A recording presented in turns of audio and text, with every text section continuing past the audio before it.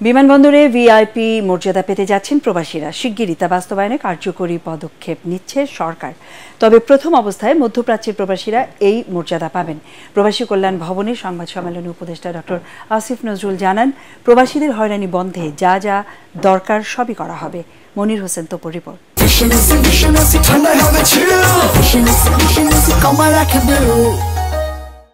দায়িত্ব নেয়ার পর প্রবাসীদের সমস্যাগুলো চিহ্নিত করে বেশ কিছু সমস্যার সমাধানের প্রস্তাব গণমাধ্যমে তুলে ধরেন প্রবাসী কল্যাণ ও বৈদেশিক কর্মসংস্থান উপদেষ্টা ডক্টর আসিফ নজরুল।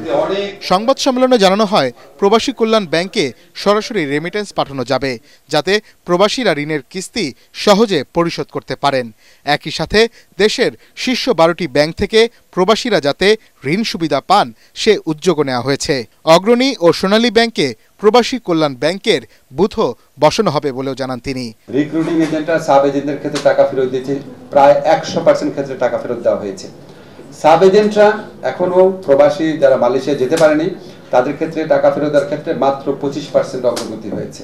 আমরা আশা করি এটা 100% আমরা অ্যাচিভমেন্ট করতে পারবো। সিন্ডিকেটের কথা যে বলেছেন, আমরা ওয়েল অ্যাওয়্যার আছি সিন্ডিকেট নিয়ে। সিন্ডিকেট যেন ভেঙে যায় সেই জন্য আমরা অত্যন্ত জোরালোভাবে মালয়েশিয়া সরকারকে বারবার অনুরোধ করছি, আপনি 100 জনের মধ্যে সীমাবদ্ধ রেখেন না, আপনি এটা ওপেন করে দেন। বিমানবন্দরে প্রবাসী শ্রমিকদের হয়রানি দূর করতে প্রয়োজনীয় ব্যবস্থা নেওয়া হয়েছে বলেও জানিয়েছেন ডক্টর আসিফ নজরুল। আগামী 2 সপ্তাহ থেকে 1 মাসের মধ্যে যেটা করব, লাউঞ্জ ব্যবহার ছাড়া বা সেপারেট যে আপনার ইমিগ্রেশনের একটা কাউন্টার ব্যবহার করা ছাড়া, ওটা আমাদের অনেক কর্তৃপক্ষের সাথে কথা বলতে হবে।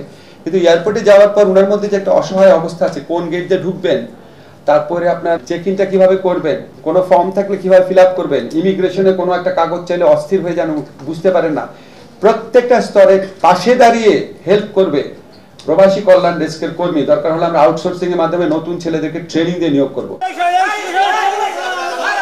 তিনি আরও জানান, ছাত্র জনতার আন্দোলনে অংশ নেয় বিভিন্ন দেশ থেকে ফেরা 87 প্রবাসীর কর্মসংস্থান সৃষ্টি করা হবে। ওনাদের প্রতি এটা আমাদের দায় মনে করি। বাংলাদেশের মন্ত্রণালয়ের মাধ্যমে তাদেরকে কর্মসংস্থান, মানে চাকরি হোক, ব্যবসার উদ্যোগ হোক, সেটার ব্যবস্থা করব। দরকার হলে আমরা এখানে যারা প্রাইভেট সেক্টর আছেন, যারা খুব মানব কল্যাণের কাজ করেন, তাদের সাথে যোগাযোগ করব। এমনও আমরা চিন্তা করেছি যে ওনাদেরকে আমরা একটা সিড মানি দিয়ে, আমাদের প্রবাসী কল্যাণ ব্যাংক থেকে যদি করার স্কোপ থাকে, আমরা ওনাদের উদ্যোক্তা হওয়ার যদি ওনাদের ইচ্ছা থাকে, সেখানেও আমরা ওনাদেরকে সহযোগিতা করব। ওয়েজ আর্নার্স বন্ডের মাধ্যমে আরও বেশি রেমিটেন্স পাঠাতে কার্যকর পদক্ষেপ নেওয়া হয়েছে বলেও জানিয়েছেন এই উপদেষ্টা। মনির হোসেন তপু, এটিএন বাংলা, ঢাকা।